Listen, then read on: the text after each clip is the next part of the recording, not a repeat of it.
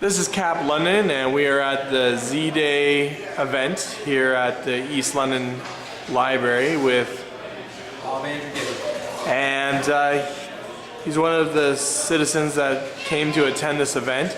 How do you feel the event went? It was very good, full of energy. A lot of people are interested. There's a lot of common ground, and the videos were interesting, the talks were interesting, and I hope they go far with it. So do I.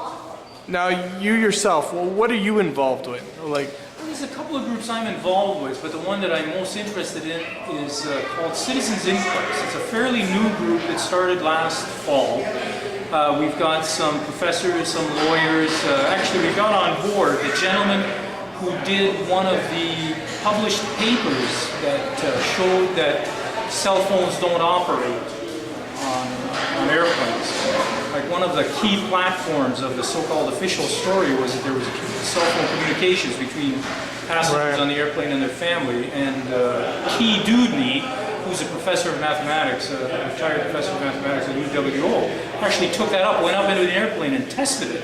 He was able to show and document and publish the paper that demonstrated that cell phones do not operate above 10,000 feet.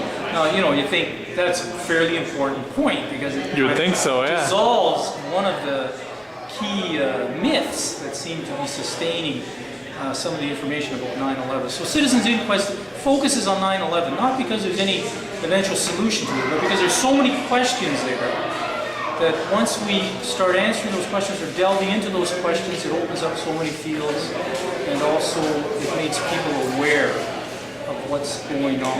What's going on? The main thing are the unjust wars.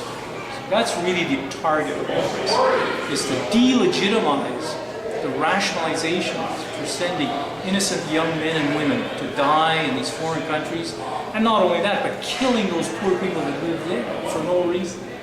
So we have to start someplace.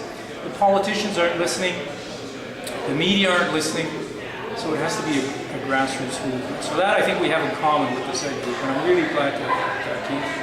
Yeah, I don't think barbarianism is part of our society anymore, but I could be wrong. This is the Mongol invasion happening again. Yeah. You know, for the people in Iraq, they see the American administration as Mongol invasion part 2. Yeah. I mean, do we want to go down in history like that? Definitely not. So, with that said, what encouraged you to come out to ZDAY? Actually, it was a friend of mine who's involved in Citizens Inquest, and he sent me an email, and he said, do you know anything about this? Because they seem to have similar ideas. Let's go and check them out. He couldn't come, but I happened to have a free afternoon, so I'm glad I came. Well, it is great you came. I am noticing myself that a lot of different organizations are being birthed out of all this chaos, I guess you could say, and we are all starting to network, and we are all starting to see the truth, and as much as they can try to stop the truth, there is nothing that can stop the truth, I believe. No, it's the light against darkness, so to speak, as you mentioned. True enough. When the light appears, the darkness goes, and I think a lot of the problems are people's fears. You know, this is really being pushed. We're being manipulated by fear. We're creating boogeymen in order to keep people quiet. I think we need to stand up. We need to realize that we don't have anything to lose except for chains. Fear is the greatest enemy. Fear is the only thing you have to fear. You know what they say about idle hands.